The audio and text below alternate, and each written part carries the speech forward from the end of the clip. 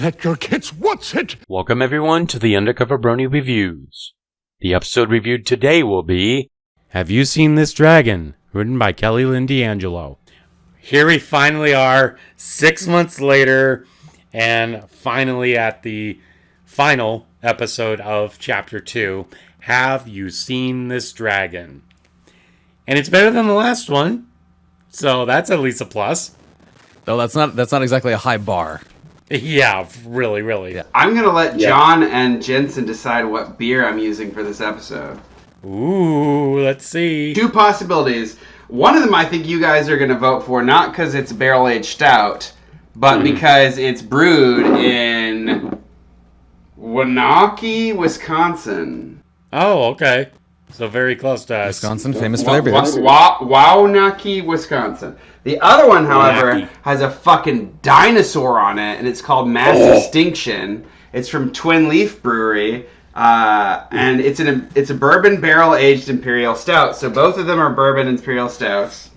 This one has a dinosaur on it, and it is from Asheville, which is in North Carolina. I want you guys to choose the one with the dinosaurs because I'm going to include myself in this. I'm currently playing Jurassic Park Evolution 2, and I want there to be dinosaurs. And I'll let you know that the ABVs on these two beers, the one from Waunakee is 11%. Mm-hmm. And the one with the dinosaur is fucking 12.7%. Absolutely choose. Oh, no, makes sense. Yeah, for barrel aged, yeah, 100%. As much as I love Wisconsin, I gotta go for the Dino one because that's gonna be that's you're gonna have a higher alcohol content. It's gonna be way funnier. It's a dino. I was gonna say I actually really like the art on both of those. I like the barrel aesthetic. I like the dinosaur aesthetic. But I mean, like, yeah, come on, dinosaurs. All right, so you guys. Oh yeah, and this one has a fucking wax fucking seal on it. It's a fancy. Yeah, I see that. I've seen that sometimes. I'm gonna go grab a can opener. Are you guys start the episode? So it starts off with Hitch sleeping in the station. I did not know that he slept at his place of work. It's like I didn't know that was also your home. Are you good, dog? But I will say, he's trying to find the fucking abomination. I can't imagine why he's looking for that fucking abomination. But he's like, I can't find him. What's going on? Then you have the intro. And right after the intro, he's waking up all of the other characters in the Bright House. I feel like this was such an opportunity for us. Like, Hitch wakes up, the dragon is missing, credits. That's it. Yeah. Also, Hitch wakes up and the fucking butterfly that might be that missing puzzle piece is But I will say, one of my favorite things from here is where he goes up to Izzy and does this really hair metal thing for her. I love that! Yes! He's like, wake up!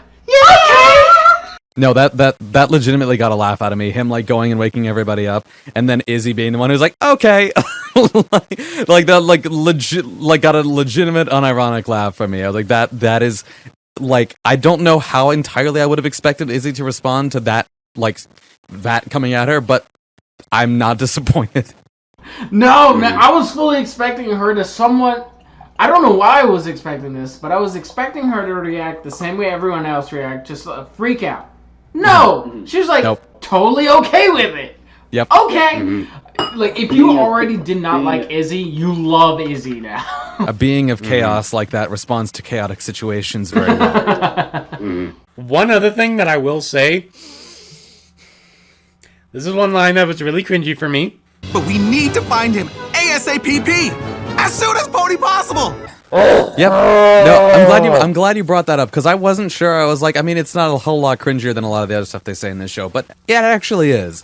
It's like, yeah, let's just go ahead. Like, admittedly, G4 was guilty of this sometimes, but at least it kind of made sense to just randomly insert the word pony. But it's like it was in places where it made sense. It was replacing another word. This isn't replacing another word. This is just injecting the word pony arbitrarily into a phrase. It's just like related to what he just said.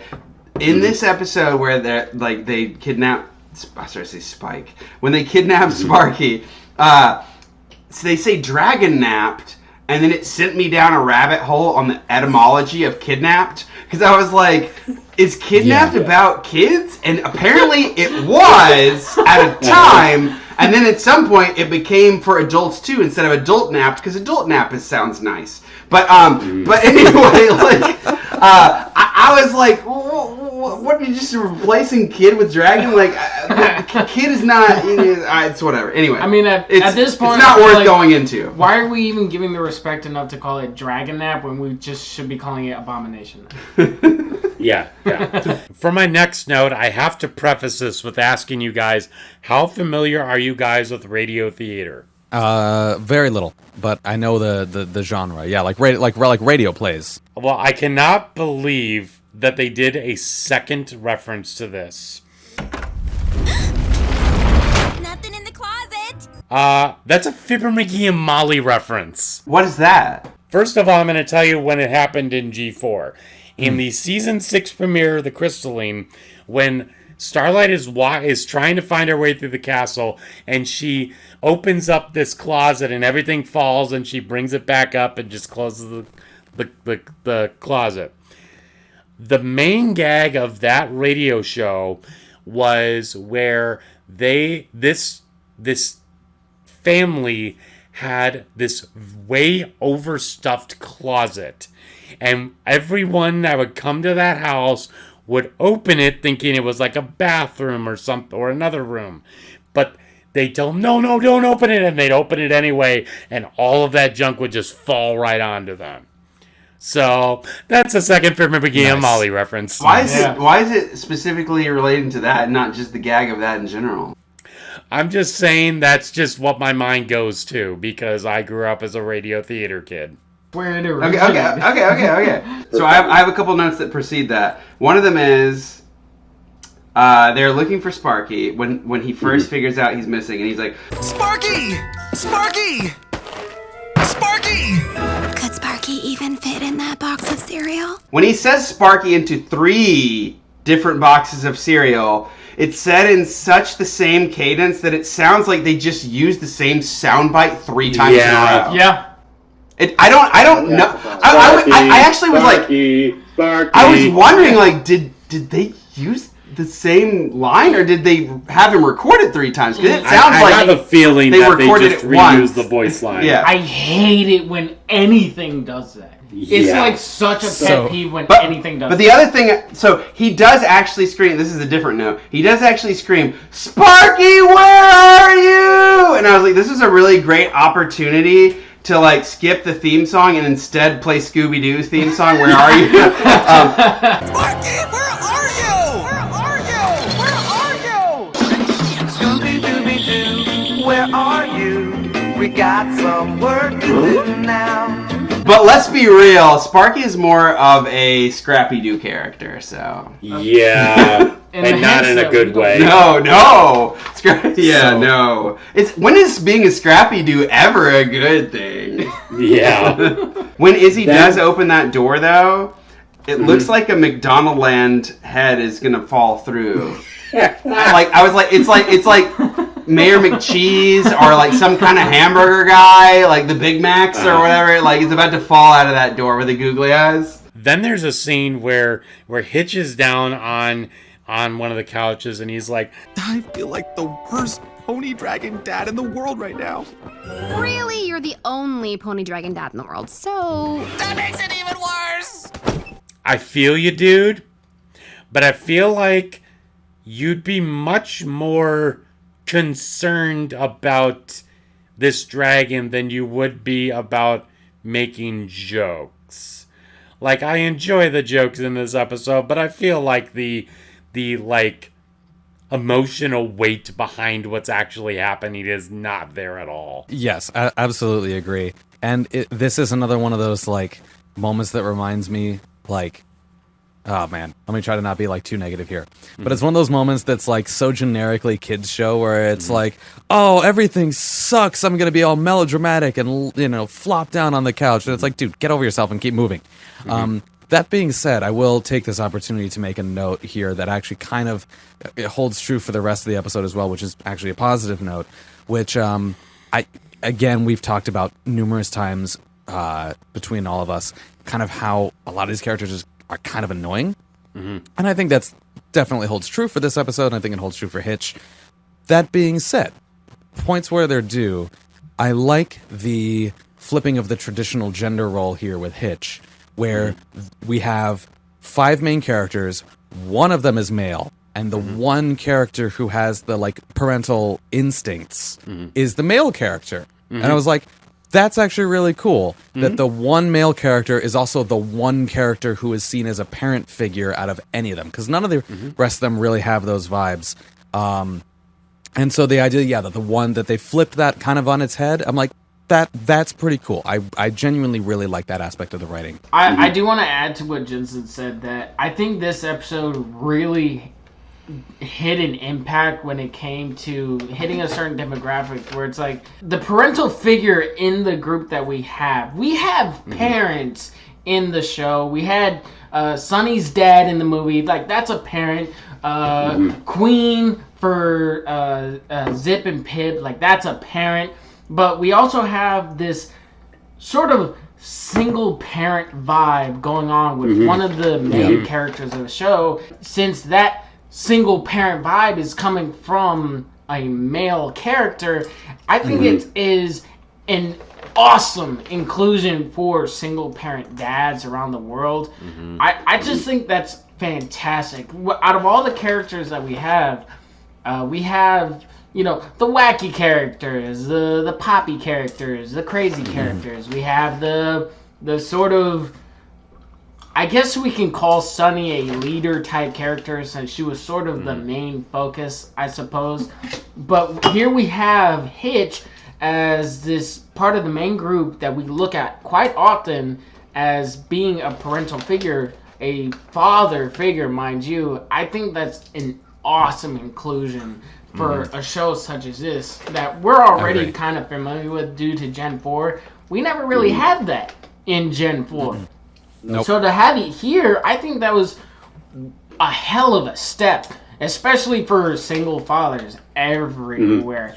But one thing I will say is also going off of that is also not just the single dads, but also stay-at-home dads, where it's the mother who's bringing in the money, and the father's the one that's staying home, because it's lesser known, but it still happens. So I think that's great that it's kind of showing, hey, if you're a dad, you can still be part of your child's life in that way. You can still be the parental figure in the kid's life, and that's great. Fantastic.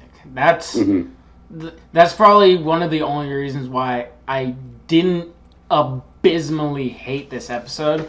I have some choice words to say about this episode, but for that reason alone, we really got to see, how good of an inclusion we can have for these kinds of shows, especially for new shows, that, these things, they're real. Father figures in single parent homes or whatever, that's a thing. And for us to have that in this kind of show that we're sort of familiar with, I think it's fantastic. Before we move on, just very, very briefly bounce off of what you said there. This is referring back to something that we said in the review for the last episode when we were talking about Misty having this moment of being vulnerable and literally saying, sometimes I have a hard time wording things when I'm nervous. And then Pip saying, some people are just different.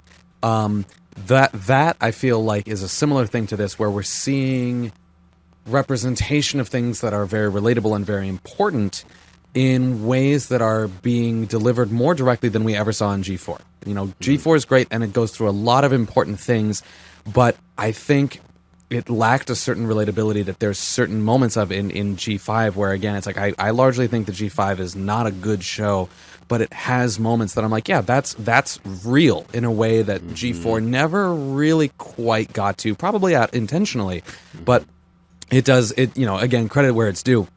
Those are some very real and important things, and it's nice to see that. It's a shame that the show can't lean harder into that, because of the demographic that it's trying to aim for.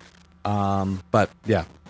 So, I bring this next point up with a question.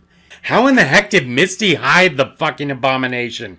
Does she have teleportation powers? Seriously, she somehow has better control over Sparky than anybody else does. Yes, I don't understand. What is going on here? Yeah, I don't know.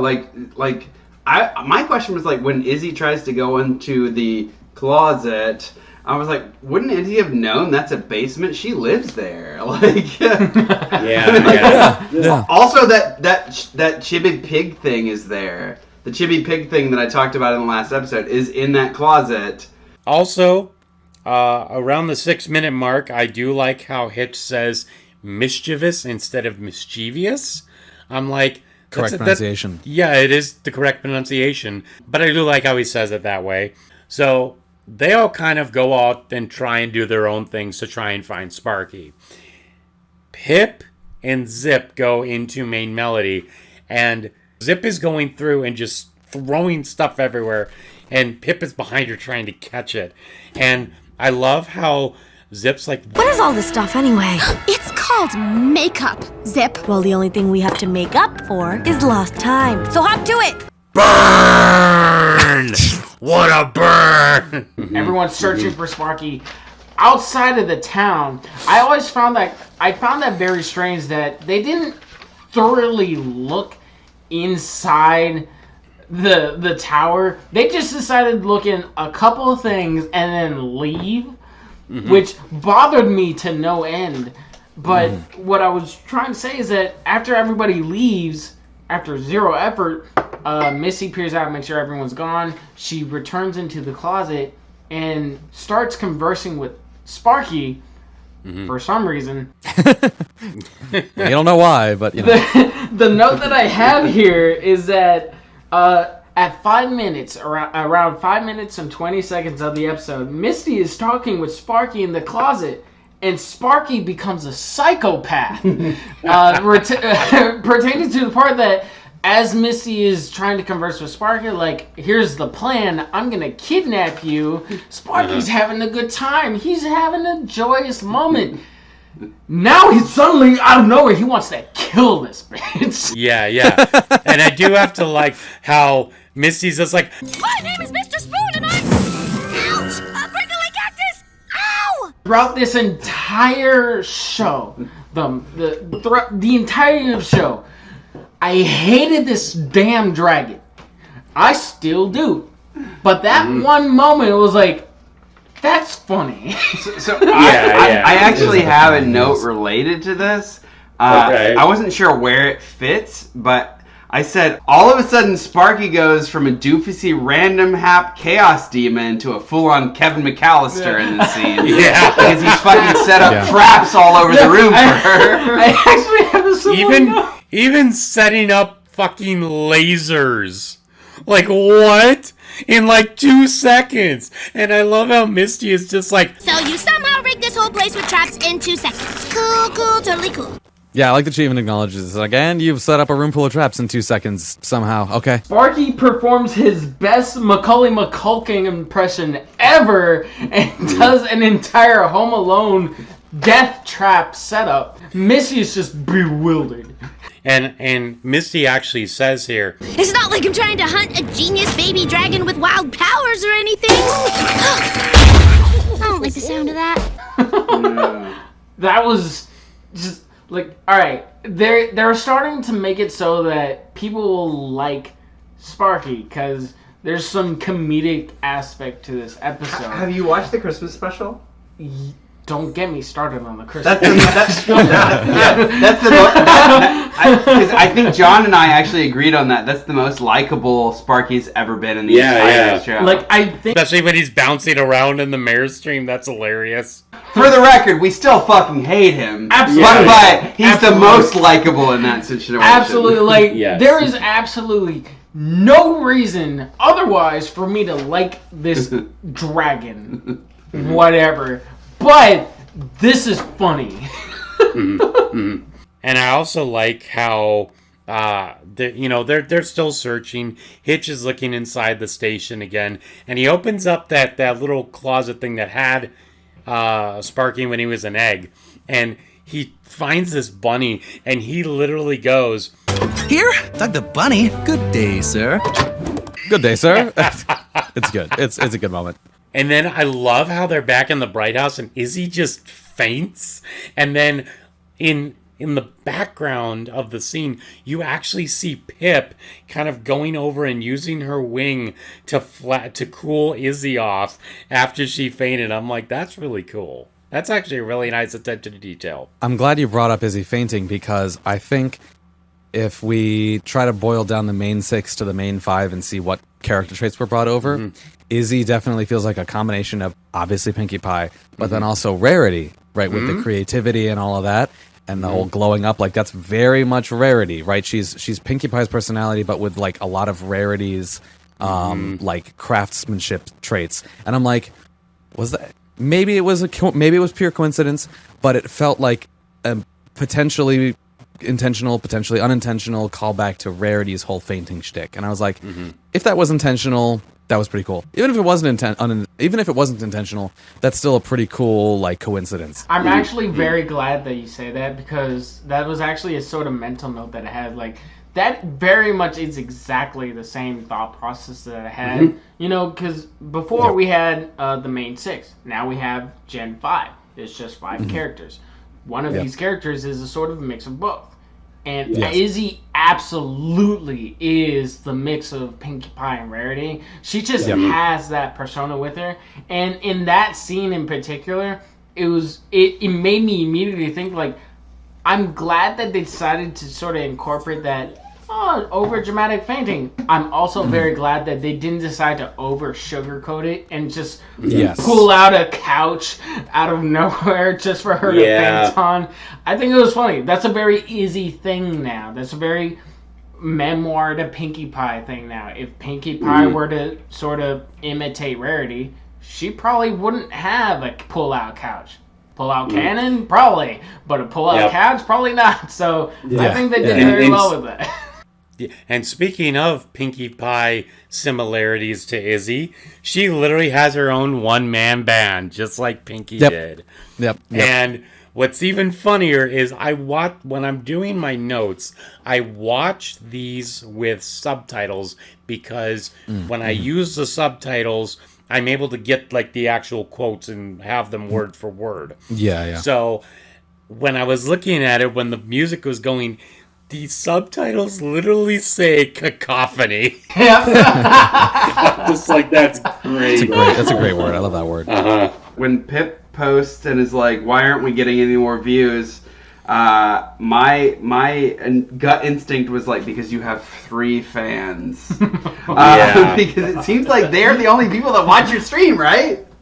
Yeah, and the fact is, you know, they have the cacophony of the one-man band literally taking over with the virality, and I'm like, Pip, you need to stop looking at your clip trot stuff and your fans as like your only piece of like validation to yourself. You need to actually be away from that. It's not only like an unhealthy, like it is both unhealthy for a person to do in real life, and it's also just bad character writing. Like, she's just a one-note character. That's like her entire shtick is social media, which is bad writing and also bad to do as a person. It's like, dude. That said, one of the again few moments that legitimately got me to laugh was when they're like, "Oh, like here's what's siphoning views from us," and like Pip just looks at it and goes, "That is spectacular." Like, isn't even mad, just like, "Damn, you got me there." But you know what's interesting? It reminds me of this guy that decided to make an account, and he made some sort of like script that every day he would send to all these like popular Instagram creators like "Good morning, beautiful" every morning. And near the time of Christmas, he would have the bots stop sending the "Good morning, beautiful." And he noticed that a lot of these individuals had all of their validation wrapped up in the Instagram stuff. And so these girls were literally talking about, when he doesn't do it, it's very upsetting to me. It makes me feel horrible when he doesn't do it. And I'm like, you guys really need to get a fucking life. I will actually sort of add something there, though. During the scene where pretty much everyone is relatively in the same place or just kind of looking for Sparky, I will sort of say that I kind of like how they incorporated the fact that each character that is looking for Sparky, they're looking for Sparky in their own way, which sort of kind of emphasizes the type of character that they are. Pip is trying to spread the word through social media. Zip is using her detective abilities, trying to find any clues. Izzy's doing Izzy things, so to speak. We'll leave it at that, because we all know what that means by now. Sunny, she's just kind of doing it as a sort of... There's a sort of human relatability the way that Sunny does things. Where it says she tries to do it in a sort of mellow tone. She's using her skates. She's kind of going about asking people up front if they've seen this dragon. There is an appreciation to how they try to emphasize these characters and their personalities as to how it is that they're trying to find these dragons by showing exactly what kind of personality that they have and just bringing that to light. Like, all right, I understand what this character is about. I know what this character is, what it is that they do, what they're like. I think that was a sort of strong suit because, like, if you were to just throw somebody new into the mix, I think that's a good starting point as to show the kind of personality that they would have. Like, somebody new doesn't know who Izzy is? Cacophony. She's got an entire one pony band of instruments. That's Izzy. Pip, social media fanatic. Zip, zip things. You know, like these characters are these characters, and I think it is a very good sort of point in the episode where it's like, this is what we're making the characters. This is kind of who they are, and I think it is a very good boost to that personality that they have. Notice how I left Hitch out in the mix. Because I'm sure we all have something to say about how Hitch decides to take things. When Hitch turns into the superhero with the mask and the blanket flapping in the wind, why does that sound better than his normal voice? It does, right? I'm not the only one who thought that. Evil, I'm coming for you! But yes, I was like, it's a hilarious reveal as with the Batman, I'm here, was pretty good, because he's like, evil, I am coming for you! But he says it in like the Christian Bale, like, mad voice, to the effect that when he says, like, you know where Sparky is! It's like, where's Rachel? Or whatever, you know what I mean? Like, oh yeah, it had big "Where's Rachel" energy for sure. Yeah. And I will say I love Izzy's like picking up on the vibe. It's like he looks intense or whatever she says. Yeah. And then like her like bouncing off of that with her own like Batman voice, it's just so good. Like again, legitimately really really funny. It looks like Hitch is gearing up for something epic. the crab with the spotlight, the flashlight, I'm like, how bright is this flashlight? Because it's bright. It's like midday right now. It's like peak brightness. And he's like... 5,000 lumens. Yeah, I know. Yeah. But I have to ask one question. Why is this a better voice for Hitch than his actual voice? That's what I was thinking. It's great. It's wonderful. I Honestly, love it. It sounds legitimately very good. I'm like, wow. I like that better than Have you seen voice. Sparky? Like, he really turned from just like... just suburban single dad to badass single dad Batman in 0 seconds. Like, he really pulled it off. And while we're talking about being outdoors, those banners that are in the town that have like the pictures of the ponies and everything or whatever it's going on with those little banners, I'm like, those look exactly like the banners that I was trying to steal at BronyCon. Yeah. So eventually Sonny gets into Hitch's head and is like, hey, This is not the right way to do this. You're literally scaring the populace with your creepy Batman voice.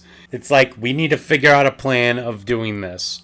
So they all gather around the gazebo, which makes no sense to me because Pip's idea is to sing a lullaby, which wouldn't you want to have that at main melody? You have that huge stage with those huge speakers that to be able to turn it up enough so that he could hear it if he's still in Maritime Bay. Yeah, but that's indoors. This is outside, right?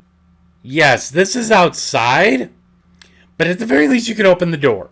What I'm trying to say is, Zip, for some fucking reason, says, Everybody, sing along! The cutie mark magic is amplifying the sound! what? What does that mean? What? Zip? I feel like that was probably the point of the episode. We're spending too much time trying to come up with a plot, but we're coming up with nothing. Quick! Mm-hmm. Bullshit! Random bullshit. Go. Random bullshit! So Go! right before this scene happens, Misty says to Sparky, I started to say Spike, to Sparky, she's like, Once I get it, I promise to bring you back. I've kind of grown to like you. but what's weird is I don't have this quote attributed to Misty, I have it attributed to John TheUndercoverBrony. Because you did! You were like, I kind of like Spiky now! Or Sparky, whatever. Poor Misty, though. I have something to actually go off of that. In that scene where the new five decide to just come up with the plan, Pip decides to come up with the plan to sort of use music to lure...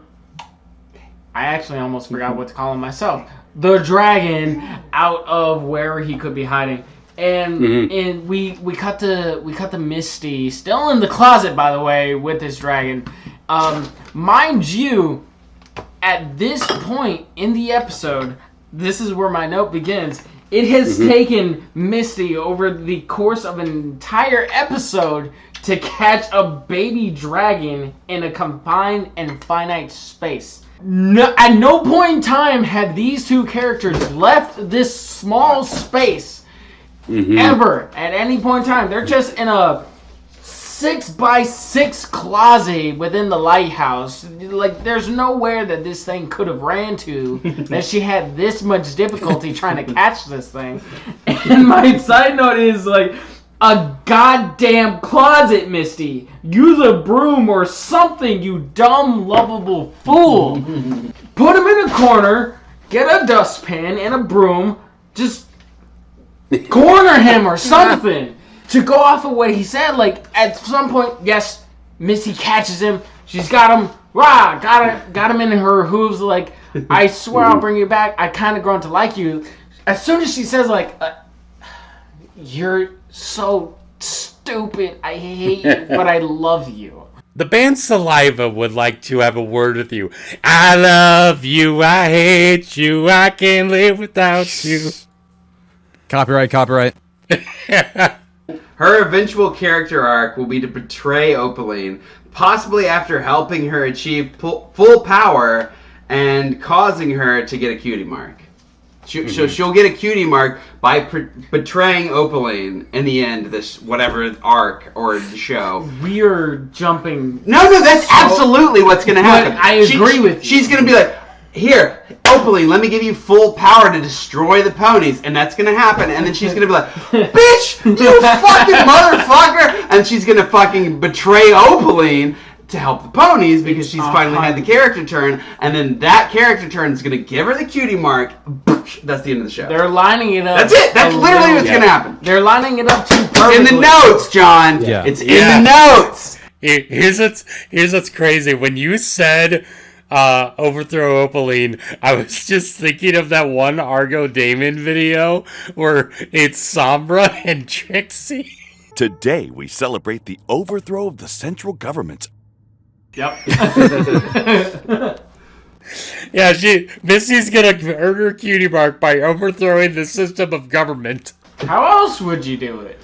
So going along with the song here, One thing I do have to say is that this is very out of character for a song, because in G4 all of them were pop songs or genre tracks or that kind of stuff.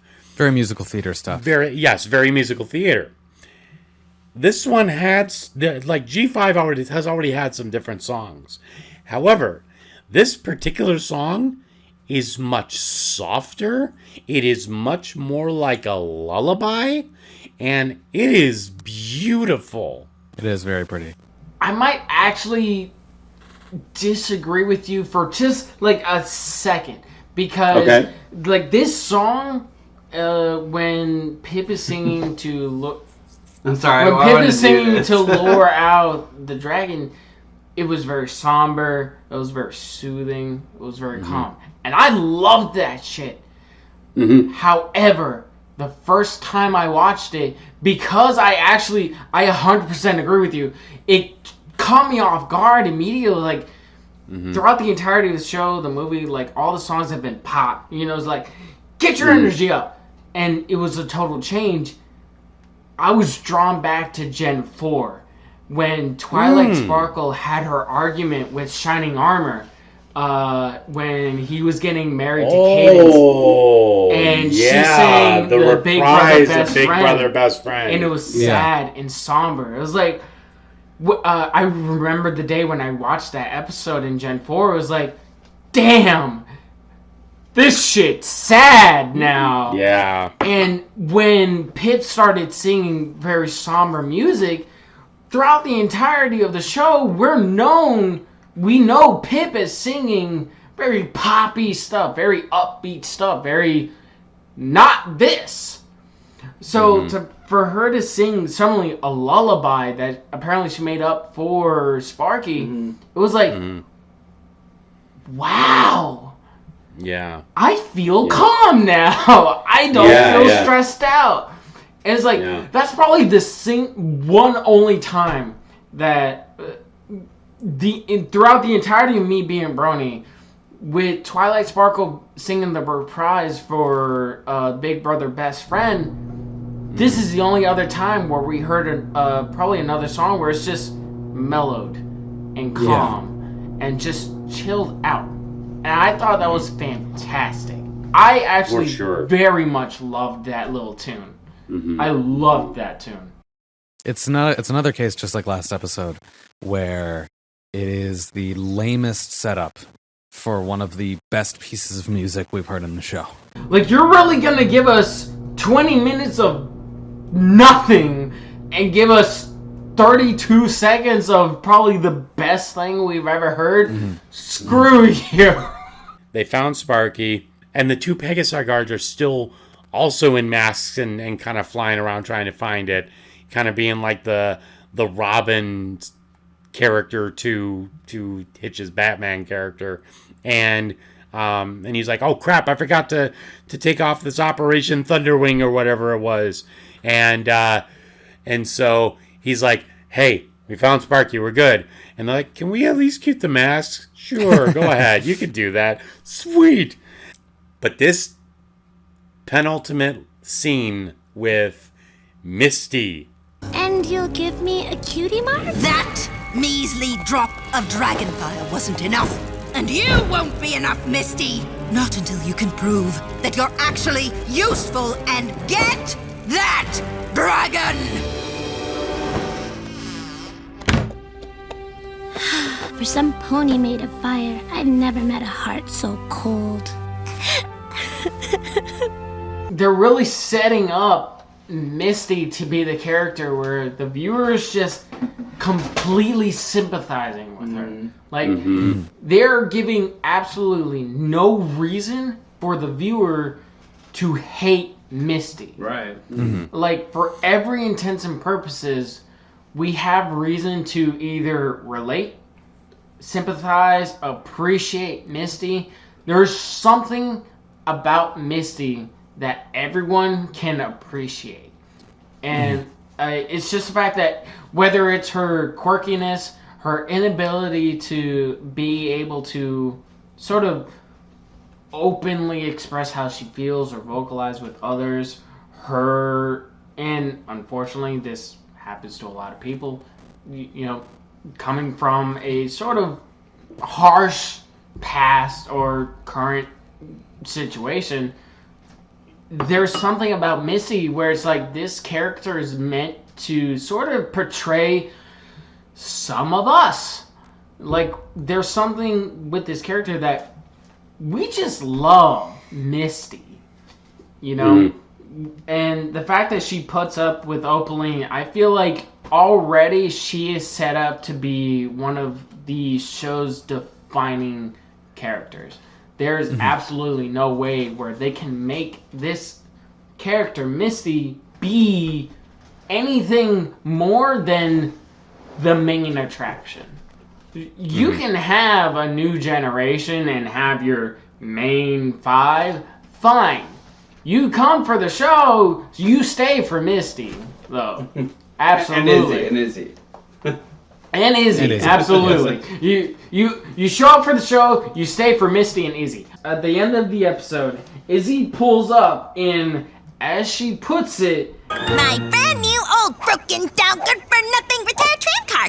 she just leaves it in the middle of the square. I was like, what the hell happened here? What is this? She whips it around the corner, shows like, hey, here's my new art and crafts project, and then just leaves it there where oncoming innocent pedestrians are currently presiding. That's what I would do. Absolutely no respect for public transit in this city. Menace to society.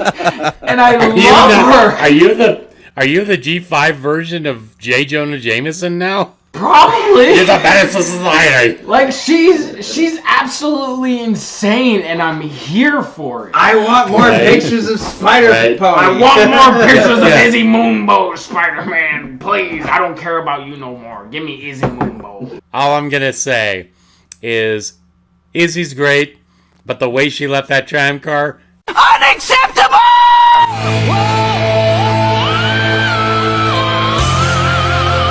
Izzy at least has 20 envelopes in her mailbox from OSHA. At least. And like, anywho, that was Have You Seen This Dragon, and it was better than last episode. Not great, but not terrible. Overall, I'd probably give it a 7 out of 10. It was decent. I would give it a 7 out of 10 as well. Okay. I would like to preface, because Jensen explained his scoring earlier. I think a 3 out of 5 or a 6 out of 10 is like average. Also, I will say on my personal scale, I'm rating this show on a lighter scale than I would normally use for rating. Because it is what it is. I'm trying to like rate it in its own scale. But if I were to rate it in a normal scale, it would be very low. But yes. I actually want to borrow Jensen's ideology of how we scale this, because that's actually very incredible. It's very smart. I agree. This episode actually was probably one of my favorite episodes so far. I'll get it out of the way now. I hated Sparky. We've already gotten that out of the way. We know. We universally dislike that dragon. You've talked about it time and time again. Everybody agrees. I think we brought John over to the hating Sparky team. Like, we hate him. Okay, we get that. However, there were so many other aspects of this episode, of episode 8, that just I liked way too much. The premise of emphasizing the ideology of single father parentage within the world, you know, Hitch is very much panicking. He wants to find his kid. He's looking. That's his thing. Like, whatever that thing is, it's his, and he's looking for it. It's gone. He wants it back. He misses him. He's a dad. I feel that too much. And that's something that speaks volumes within, human society. There's a lot of single father homes. There's a lot of at-home dads that just would probably very much relate to that. And that gives... That gets points, that gets points just for that aspect alone. The characteristics that Misty portrays in this episode, especially Misty, the fact that we are very obviously lining this character up to be someone that in the long run we just love way too much to see anything bad after. If something bad happens to Misty, there's going to be riots. We're going to lose our minds. We love Misty way too much. We want to be able to see this character progress. And, everyone's thinking it. I'm going to say it. We're going to want to see this character progress to be the good guy, so to speak. Because she's sort of a not good, bad guy in a way. There's just way too many aspects of this episode for me to say... This episode sucks. I love this episode, so to speak. Okay. Remove Sparky? I love this episode. Okay. Everything else, great. Okay. So then, on a numerical scale, what would you rate it? Numerical scale, I'm gonna be that guy. I'm gonna put it at an 8.5. Okay. Oh boy. You know what? I take that back. I love Jensen's reaction to his. Just because you're like, I'm not gonna say just this episode sucks. There's too many things that I would prefer to look at than completely ignore. You know? In this episode alone, I would rather, pick this, and this over I hate this, and this, and this. 3/4 of those are Sparky's existence, but we know that shit already. Yep. This episode sucks. I was waiting. I love Jensen. I know I'm he sorry was to gonna just say it, rain but I all was over waiting. into I those can't feelings wait now, 'cause to that was a fucking beautiful- drink with that was a- Jensen. I know That was a I beautiful know he was monologue. gonna say it. That was a beautiful monologue, and I really appreciate the leaning toward optimism and all that. I don't like this episode.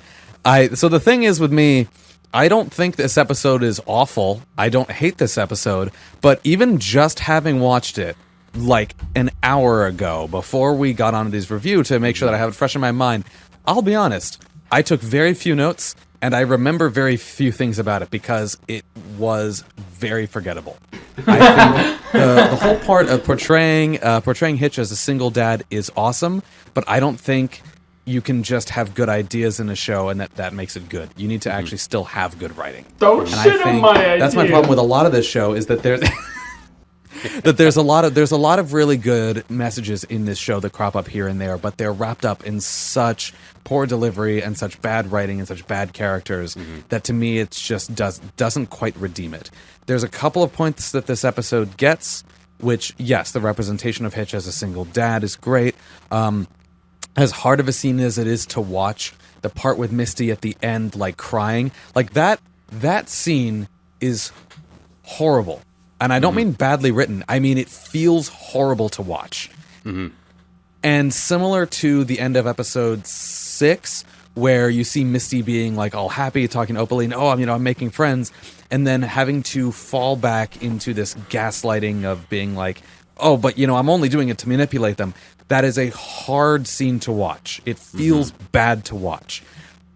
But that's not a bad thing. That means the writing is affecting me. That is how it felt about this scene at the end, where I'm like, oh my god, this is the finale of the season, is we're just seeing Misty just falling into despair. I'm like, that is rough. It is like almost That's true. weirdly That's a rough rough for one. how Yeah, lighthearted the rest of that's the a show very is. Right, I agree. Right, but it did affect me emotionally. So the episode gets points for representing Hitch well and for that scene at the end with Misty. Not because it's a fun scene to watch, but because it affected me emotionally.